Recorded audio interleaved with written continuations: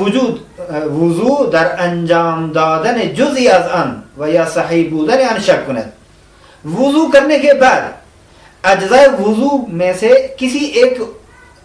جز کے انجام دینے میں یا وضو کے صحیح ہونے میں، یعنی وہ صحیح طریقے سے انجام دیا ہے یا نہیں، اگر شک کرے تو اپنے شک کی پرواہ نہیں کرنی چاہیے، اسے اس کا وضو صحیح ہے. مثلا مثل این که پس از وضو شک میکند سر را مس کرده یا نه. خب مثلا وضو کے بعد وضو کامل ہو چکا، اب یہ شک کر رہا ہے کہ آیا میں نے سر کا مسح کیا تھا یا نہیں کیا تھا، تو اس کو شک کی پرواہ نہیں کرنی چاہیے، وضو صحیح ہے اور نماز ادا کر سکتا ہے. نمبر 7، اگر اسے علم ہے، جانتا ہے کہ اعضائے وضو پر کوئی چیز چپکی ہوئی ہے، ٹھیک ہے، یہ جانتا ہے کوئی مرہم پٹی ہے یا چپکی ہوئی ہے چیز، لیکن البتہ مرہم پٹی نہیں، کوئی چیز چپکی ہوئی ہے، لیکن شک ہے اسے کہ اس چیز کی وجہ سے پانی اس اصل عضو تک پہنچنے سے رکاوٹ ہے، پانی کا استعمال، پانی نہیں پہنچ رہا، وہ چیز مانع ہو رہی ہے، ولی شک دارد کہ از رسیدن آپ جلوگیری میکند یا نہ، وہ خود رکاوٹ کا سبب بن رہی ہے یا نہیں، وہ جو چیز چپکی ہوئی ہے پانی کو اصلی عضو تک پہنچنے سے رکاوٹ کر رہی ہے یہ چیز یا نہیں کر رہی، تو اس صورت میں باید آنا برطرف کرنا، وہ چیز جو چپکی ہوئی ہے اس کو جدا کرے، علیحدہ کرے، یا آبرا زیر آن بے رساند، یا اگر وہ جدا نہیں کر سکتا تو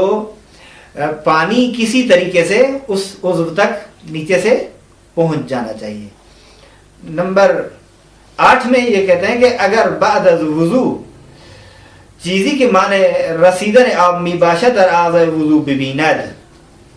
و نداند موقع وضو بوده یا بعد پیدا شده وضو صحیح است.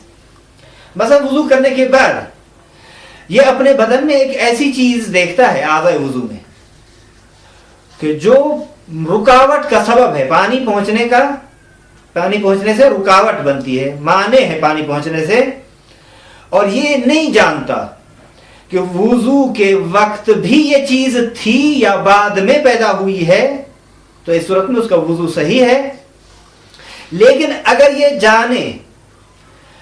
کہ وضو کرتے وقت وہ اس چیز کی طرف متوجہ نہیں تھا، ٹھیک ہے، یعنی وہ جانتا تھا کہ ہے لیکن متوجہ نہیں تھا، احتیاط واجب ہے کہ دوبارہ وضو کرے. نمبر 9،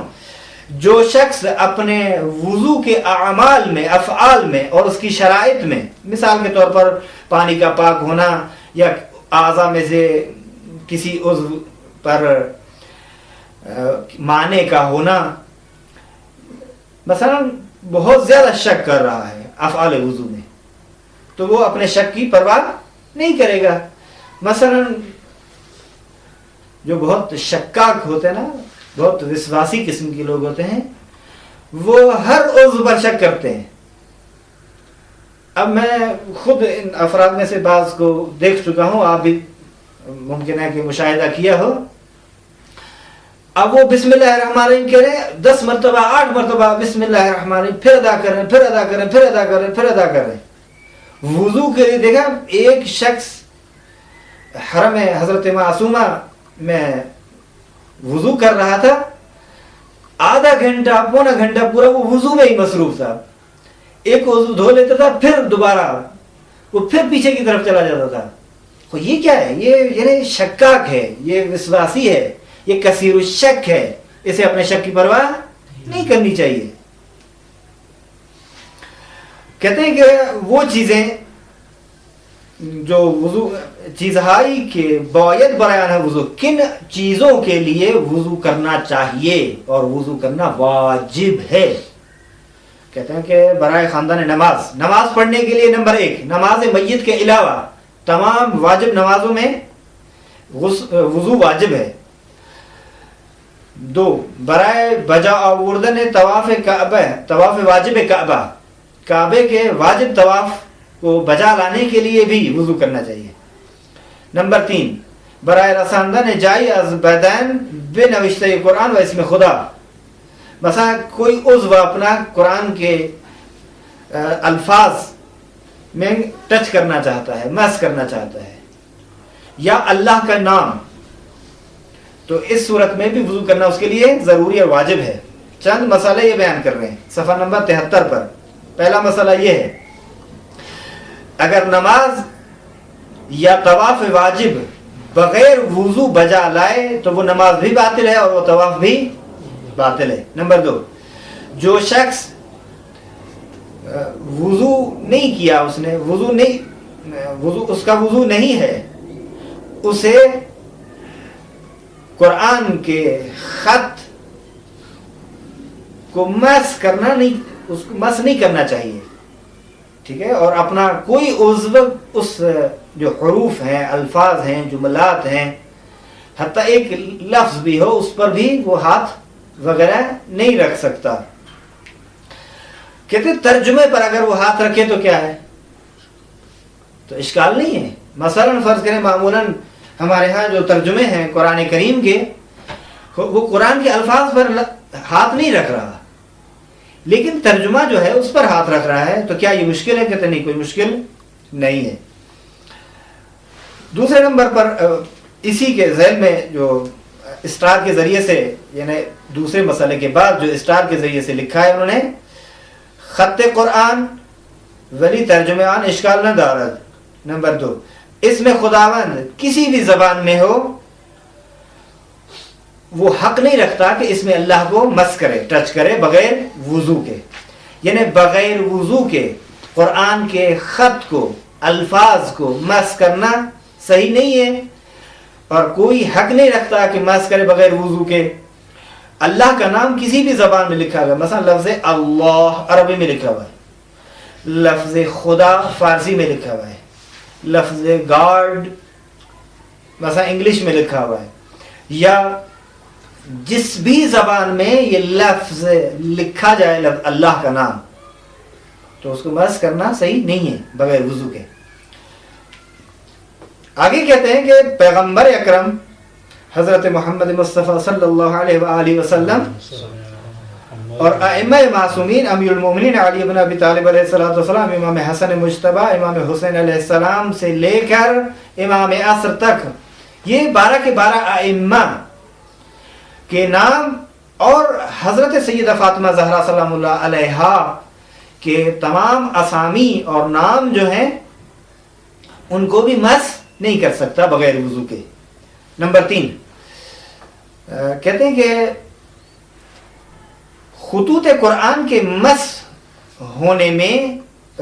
خطوط قرآن کے مس کرنے کی حرمت میں اور اللہ تعالیٰ کے اسماء کو مس کرنے کی حرمت میں کوئی فرق نہیں۔ مندرجہ ذیل جو مقامات ہیں ان میں کوئی بھی فرق نہیں ہے، یعنی کس عضو سے، ہاتھ سے یا کس طرح کریں، مندرجہ ذیل مقامات بیان کر رہے ہیں۔ اب پھر دیکھیے نمبر 3 پہ کہتے ہیں کہ در حرام بودن مس خطوط قرآن کے خطوط کے مس کرنے کی حرمت میں و اس میں خدا بغیر طہارت کے مندرجہ ذیل مقامات میں کوئی فرق نہیں ہے۔ نمبر 1، دست باشد یا سائر اجزاء بدن، ہاتھ ہو یا بدن کے دوسرے اجزاء، بجز منہ سوائے بالوں کے۔ نمبر 2، ابتدا بمس باشد یا ادامہ آن، ابتدا میں مس ہو یا ادامہ ہو اس کا مسلسل ہو، بنابراین اگر دست او بر خط قرآن بود و متوجہ شد ولی دست را بر نداشت مرتکب حرام شدہ ہے۔ مثلا پہلے قرآن کی آیت پر ہاتھ رکھا ہوا ہے اس میں، ٹھیک ہے، اور وہ متوجہ ہوا کہ میں نے قرآن بغیر وضو بھی نہیں ہے میرا، اور وہ ہاتھ وہی رکھا رہے، تو یہ شخص مرتکب حرام ہوا ہے، اور اگر ہاتھ کو اٹھا لیتا ہے تو ٹھیک ہے۔ نمبر آگے بیان کر رہے ہیں تیسرے نمبر پر، کہتے ہیں کہ خطوط قرآن میں کوئی فرق نہیں ہے کہ خط کوفی ہو یا دوسرے خطوط ہو، متعارف خط ہو یا غیر متعارف، معمول کے مطابق خط ہو یا غیر معمول، معروف اور مشہور خط ہو یا غیر معروف، اور مثلا خط کوفی ابھی مشہور و معروف نہیں ہے، متعارف نہیں ہے ابھی، اور ابھی دوسرے خطوط ہیں جو مشہور و معروف ہیں۔ چوتھے نمبر پر کہتے ہیں کہ قلم کے ذریعے سے قرآن کی خطوط کو لکھا جائے یا وہ چاپ کی صورت میں ہوں یا مثلاً آپ فرض کریں کہ گچ سے لکھ رہے ہیں، جس طرح آپ اسکولوں وغیرہ میں دیکھتے ہیں بورڈ سے جب استفادہ کرتے ہیں تو استعمال کیا جاتے ہیں، یا کسی اور سے، مثلا اگر پینسل سے لکھ رہا ہے تو بھی یہی حکم ہے، پین سے لکھ رہا ہے تو بھی یہی حکم ہے، یا مثلا فرض کریں کسی مٹی پر ویسے لفظ اللہ لکھ رہا ہے انگلی کے ذریعے سے، تو اس میں بھی کوئی فرق نہیں ہے۔ نمبر 2، نوشتے برجسے باشد یا گود مانند سنگ قبر، جو قبر پہ جو پتھر لگائے جاتے ہیں معمولاً، کہتے ہیں کہ چاہے وہ نوشتے کی صورت اور کیفیت کسی طرح کے بھی ہو، برجستہ ہو یا گود ہو،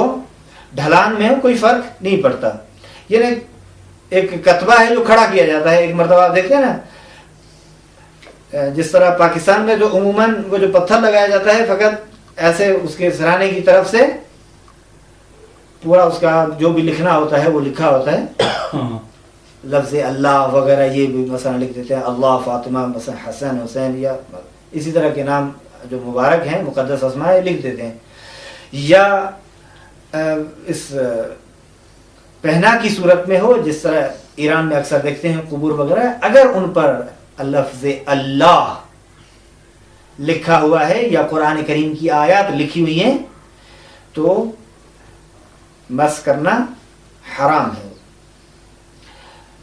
کہتے ہیں کہ چاہے وہ حروف پڑھے جانے والے ہوں یا فقط لکھے جانے والے ہوں، ان کو پڑھا نہ جاتا ہو، مثال آپ کہتے ہیں قالو، قالو میں اگر لکھتے ہیں تو الف آتا ہے لیکن اس الف کو پڑھتے نہیں ہے۔ اسی طرح دوسری چیزیں کہتے ہیں کہ خود قرآن میں یہ لکھی گئی ہو چیزیں یا غیر قرآن میں، مثلا کتاب ہے، فرض کریں یہ کتاب ہے میرے پاس، اس میں قرآن کریم کے الفاظ اور آیات وغیرہ لکھی گئی ہیں اور میں بغیر وضو کے ان کو ہاتھ لگا رہا ہوں، تو فرق نہیں ہے خود قرآن ہو یا قرآن کے الفاظ اور حروف اور آیات وغیرہ دوسری کتاب میں ہوں، کوئی فرق نہیں ہے۔ مثلا کہتے ہیں آیے یا کلمے از قرآن در کتابی نوشتے شده باشد، قرآن کریم کی ایک آیت یا ایک کلمہ یا چند آیات، چند کلمات، چند حروف کسی اور کتاب میں لکھے گئے ہوں، حتی نصف کلمہ رحم، اگر آدھا کلمے کا آدھا ایک حصہ بھی، نصف حصہ بھی موجود ہے اور وہ کاٹا ہے انہوں نے، تو مشکل ہو جائے گی اور آپ کے لیے حرام ہے اس نصف حرف پر بھی بغیر وضو کے ہاتھ رکھنا۔ آگے کہتے ہیں کہ آج قرآن برآن نوشته شده، خود جن چیزوں پر قرآن لکھا گیا ہے وہ کوئی فرق نہیں ہے کہ کاغذ پر لکھا جائے، لکڑی پر لکھا جائے، پتھر پر لکھا جائے، لباس پر لکھا جائے، دیوار پر لکھا جائے یا کسی اور چیز پر لکھا جائے، کوئی فرق نہیں ہے۔ اچھا حروف چاہے عربی میں ہوں یا عربی کے علاوہ ہوں، مثلا لفظ اللہ ہے تو انگلش میں لکھا ہے، مثال لکھا ہوا ہے دا نیم آف اللہ، یا پیغمبر اکرم کے لیے holy prophet peace be upon ہم حضرت محمد مصطفیٰ صلی اللہ علیہ وآلہ وسلم، یہ انگلش میں لکھا ہوا ہے، تو اس لفظ محمد پر ہاتھ رکھنا آپ کے لیے جائز نہیں ہے، حرام ہے بغیر وضو کے۔ کلمات قرآن نیکو باشد، اب مثلا ایک شخص کہتے ہیں جو کلمات قرآن اچھے ہیں ان پر تو ہاتھ نہیں رکھوں گا، جو مثلا ابلیس کا لفظ ہے، مثلا حمار کا لفظ ہے، یا مثلا کلب لفظ استعمال ہوا ہے قرآن میں، یہ تو اچھے لفظ نہیں ہے نا، ان پر ہاتھ رکھ دوں؟ کہتے نہیں، لفظ اگر قرآن کا ہے تو آپ کو حق نہیں ہے کہ بغیر وضو کے اس کو ٹچ کریں۔ لفظ کافر ہے، قل یا ایھا الکافرون آتا ہے، تو اب کافرون پر بھی آپ ہاتھ نہیں رکھ سکتے بغیر وضو کے۔ یا